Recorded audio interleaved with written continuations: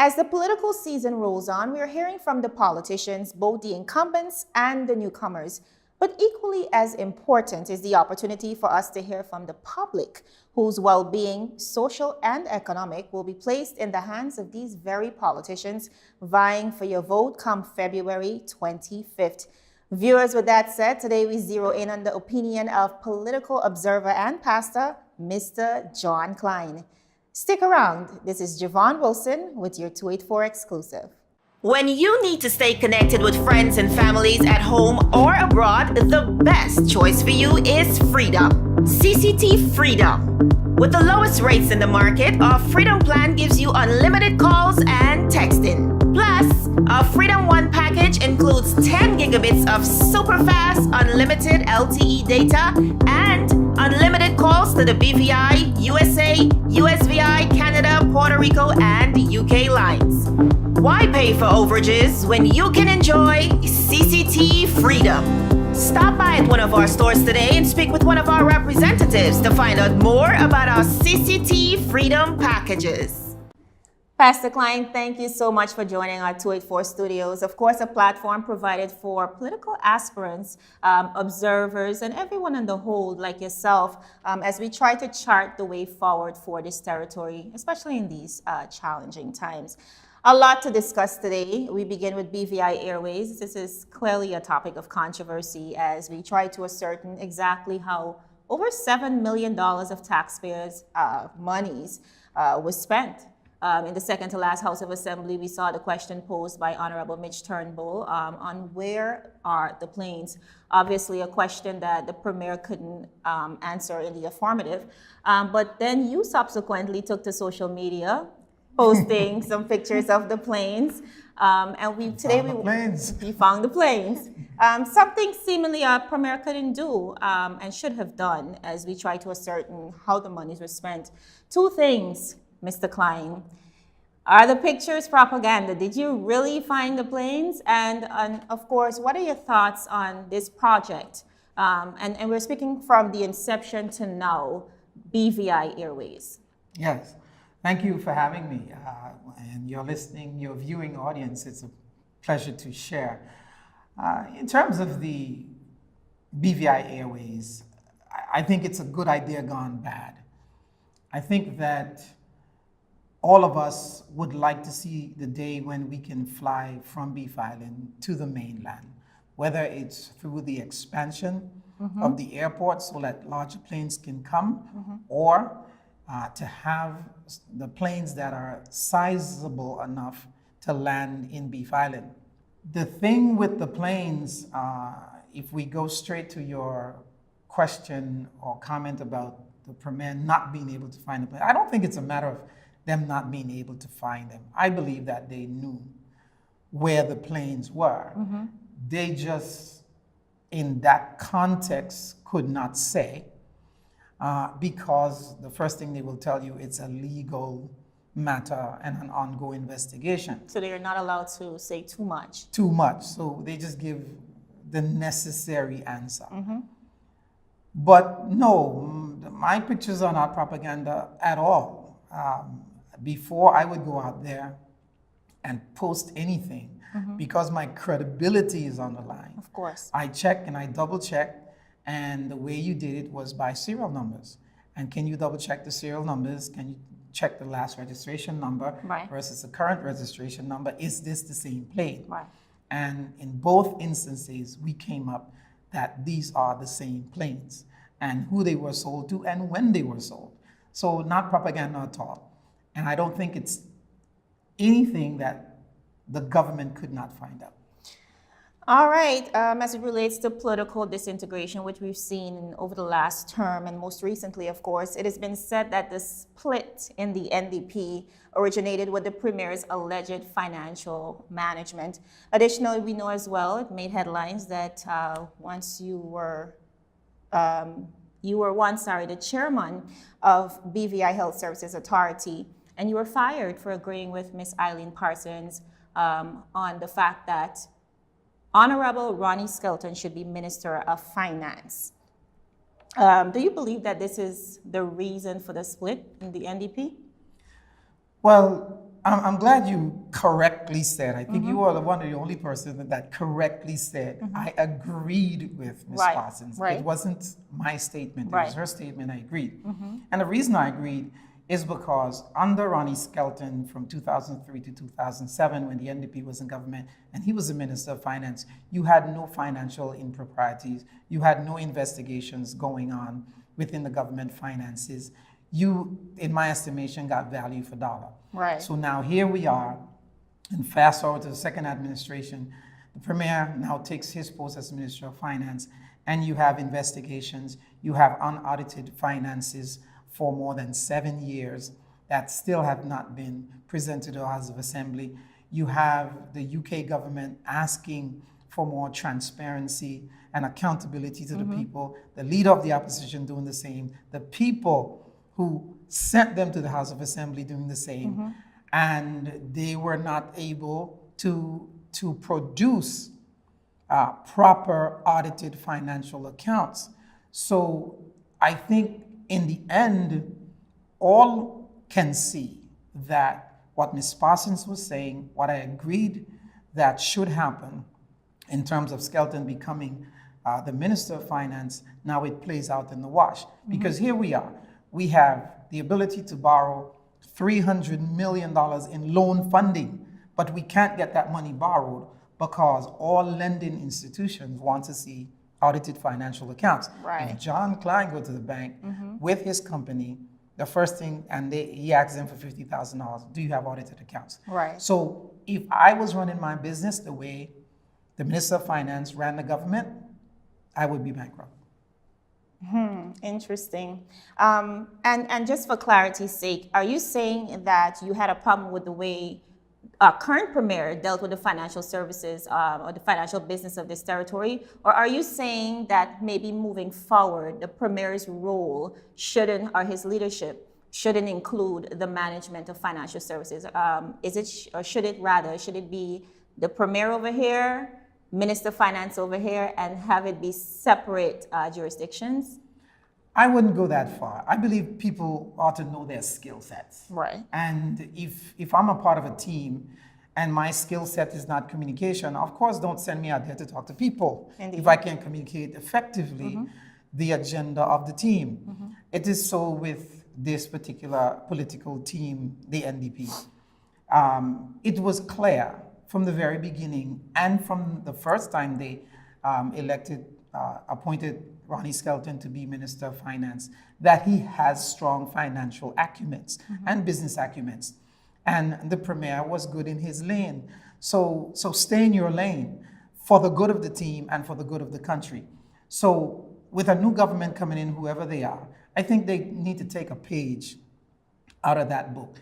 Not because you are the minister or the Premier and you don't have the necessarily skill set for financial services or financial management, means you have to be the Minister of Finance.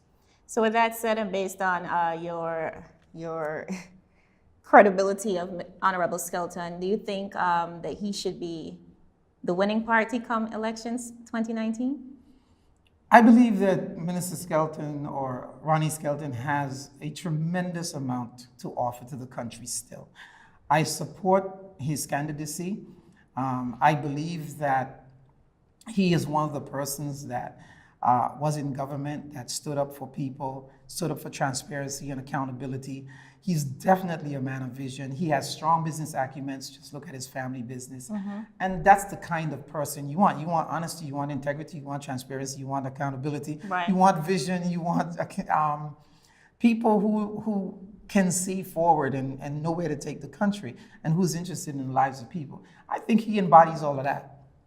All right, last year we saw you and a few others, of course, organizing a march that would have partly championed BVI's right to financial autonomy. And then recently, the government would have passed the RDA plan, which of course was devised to kind of lift us out of the atrocities coming from Irma and Maria. Do you think that the RDA kind of contradicts our efforts to maintain that financial autonomy? I think the Honorable Andrew Foy, then leader of the opposition, put it best. If we don't police ourselves, then somebody else will police us. And we have a bigger boss because we are this dependent territory. Right. So the RDA, I believe, is an outset and an outgrowth from the same financial situation that we just spoke about, not having accountability, not having transparency, and the UK government saying, if we're going to guarantee this loan, we don't trust you. We don't trust you to manage this amount of money because you mismanage your own $300. If we're going to provide loan guarantee for this money, then we don't trust you to do it. So I believe the RDA then becomes a necessary body, not a, I don't think it undermines in some way, but when we don't prove ourselves accountable and responsible with little things, the Bible says, if you are faithful over little, I'll make you rule over much. They have not been faithful over little. So this RDA, I believe, should be welcomed, really and truly, because when you look at the scope of their work and the amount of money, we're talking about up to $1 billion, from $500 million to $1 billion that they will be given charge over.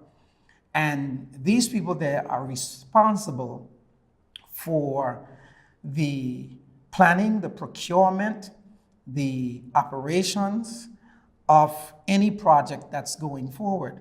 I think it ensures that we get value for money and that politicians don't get big-headed and run away and give their friends all the contract, whether they can deliver the project or not. They will make sure the projects are delivered on time and on budget. Another thing that came out from the march, we've seen recently open registers imposed by the UK that has now been delayed another 3 years, initially due by 2020, now due by 2023. Do you think that the march was of high influence to that decision? Oh, absolutely. Absolutely. Just sometime last week, I had the opportunity to get a transcript from the House of Commons, the MPs, the Ministers of Parliament, interviewing the Lord Amit, who is the person in charge in the House of Lords over the overseas territories. And a lot of the quotations concerning the ultimate beneficial owner register came up. And one of the MPs actually was quoting Dr. Pickering when he spoke, talking about, it's come to the point where we're at war with the UK. And they focused us in on that. So we definitely know that they observed the march. We sent the petition. We sent letters. They knew that we were dissatisfied along with some of the overseas territories, and they took note.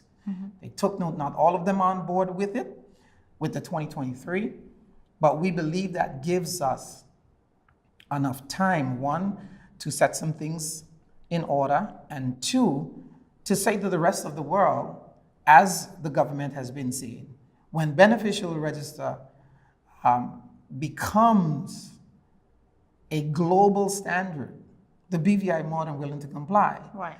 And so you should not put us at a disadvantage with other jurisdictions who we compete with for business, so that we have this big exodus out of here. And that's what the march was about. We just felt it was high-handed and very colonialistic in the move, and we will always stand up against that type of behavior. All right. The U.S. Virgin Islands just legalized medical marijuana, and of course we're seeing this as a trend, especially in the region and even the larger nations, as we examine the pros and cons of medical marijuana and try to legalize it. The BVI is yet to explore this industry, but you yourself would have expressed an interest, or it is reported that you would have expressed an interest in the medical marijuana business. Do you think that we're behind? And what we are so far behind. We are? Oh, we are so far behind. We are behind the rest of the world when it comes to most things, unfortunately. I mean, I love my country, but the inability to make decisions and to recognize global trends, whether it's from an economic or whether it's in tourism, whether it's in medical marijuana or tourism and all of that, we just fall behind. Medical one just happens to be one of those things that is changing economies around the world. It has changed the economy of Colorado. It has changed the economy of so many countries. But yet we are debating its validity or its right and wrong. I mean, God made the plant. A lot of the medicine we get come from plant. Right. And if we have discovered that marijuana has some medical benefits, then why not go? We don't have to go research it. We just have to take the research, look at the people who have done it. We don't have to reinvent the wheel. This is something we have to figure out. This is something we have to just get on board, run with it, provide the legal framework in which it will operate, and we will be right there with other nations making the financial and economic benefit from medical marijuana. And putting us at a further competitive edge. Oh, absolutely. All right, the countdown to elections 2019 is on, February 25th, of course, announced to the public. What would you like to say to voters as we gear down to that time? I would like to say to voters that these are very serious times.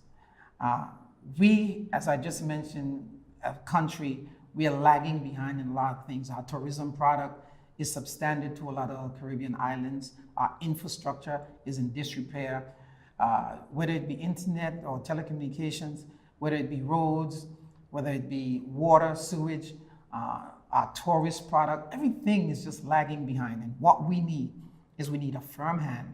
We need visionary leaders. So I would like to say to the public, listen carefully, not just to those who can talk intellectually, but who have the ability to do things, get it done. There are people who can lay it out, talk about it, and make it look pretty. But when it comes to getting it done, they can't. There's a lot of young people on the slate. Some of them will have to learn on the job. But I think that they have the good sense of mind to learn and interest to learn in what needs to happen for the BVI. And I'm very proud of that. Very proud of that. Yes. So don't vote because it's your friend or your grandmother, your grandfather, your uncle. Don't vote because they give you $50 in an envelope. That's nonsense. Your vote is not for sale. Go listen to the debates and come to a decision. If you have questions about candidates, find someone who can explain to you what are the pros and cons and what you think this person or that person brings to the table. And I believe that we will come up with a good slate of or elected officials. Mr. Cline, it was an absolute pleasure hosting you. Thank you so much. And of course, you're always welcome to return. Have me back anytime. All right. Thank you. Javon Wilson with your 284 exclusive.